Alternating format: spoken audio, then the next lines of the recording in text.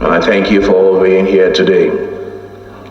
We have come here today to consider the matter of the millions of children in our country who are out of school, and who as a result are denied their fundamental right to receive the training and skills acquisition opportunities that will allow them to have better lives than their parents before them and provide a better future for their offspring.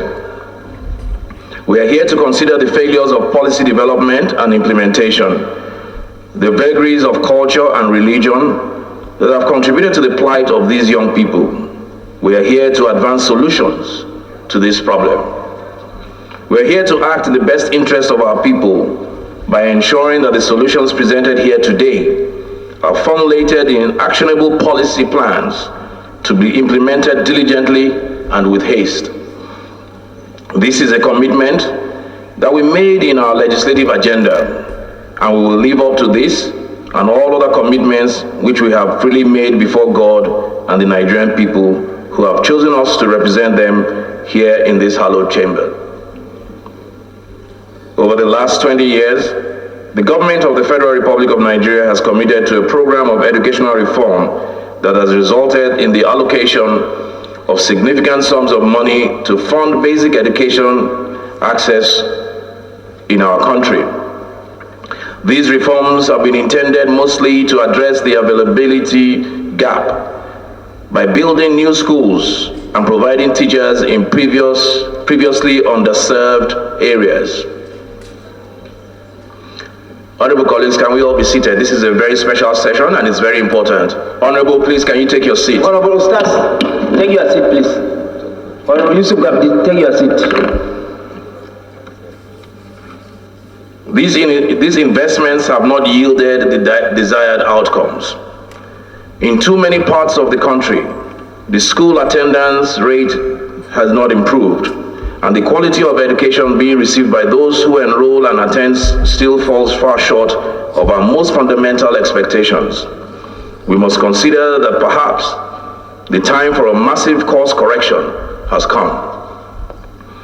That process of course correction must begin first with a critical assessment of everything we have done so far, so that we can objectively determine for ourselves what works and what doesn't, what can be learned from reform's efforts, and what is necessary to ensure that no Nigerian child born in this age will ever be denied the benefits of an empowering education.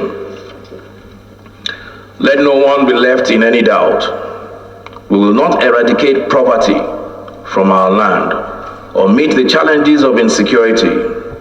We cannot defeat ignorance and strife or attract foreign investment in significant numbers to make a substantial economic difference until we have ensured that all our children, for all our people, access to a modern education that empowers them to participate fully in the 21st century knowledge economy.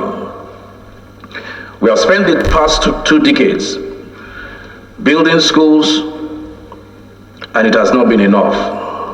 Now is the time to lift our ambitions to the consideration of bigger things and begin to build capacity for the future survival of our nation. The complex interconnectivity of modern life means that we cannot be satisfied with merely shoving more children into failing and failed school systems, just so we can maintain the appearance of education access. We must aim for better. An enlightened education gives hope and the confidence that through the studied application of the human mind and human ability, individuals can remake their existence and make their world better. Education excellence calls for ongoing curriculum reform and a broad embrace of technology in our schools. At the earliest possible stage of their education, we must begin to equip our young people with the skills they need to thrive in the technocentric new world. It is not enough to build schools if we cannot also provide properly trained, suitably remunerated, and passionately motivated teachers. We have a crisis of not enough teachers across the country today. A crisis so severe that many of the schools we have built are at the risk of becoming empty monuments. This crisis requires of us that we embrace unorthodox thinking and options we never considered before. It is in that spirit that I will seek legislation to amend the National Youth Service Act to allow the Corps to establish a Teaching for Nigeria pathway, which will allow for the identification, recruitment, and deployment of willing, capable, and promising young Nigerians to serve as teachers in underserved areas during their service year and for a number of years after, in exchange for a federal government commitment to fund their postgraduate education in addition to whatever allowances they might receive during their deployment. Education excellence also calls for administrative accountability and a fair admissions process across the board. We cannot continue to relegate huge swaths of our national population to second-class citizenship through the operation of an affirmative action system that is rooted in outdated ideas about our nationhood. Lifting our ambitions to the consideration of bigger things requires of us that we commit ourselves to a determined and sustained effort to confront the cultural and religious beliefs and practices that influence decisions about education. A child's gender should never determine whether they get an education or not. This should no longer be a controversial position to take. Our Constitution guarantees all our children a right to basic education.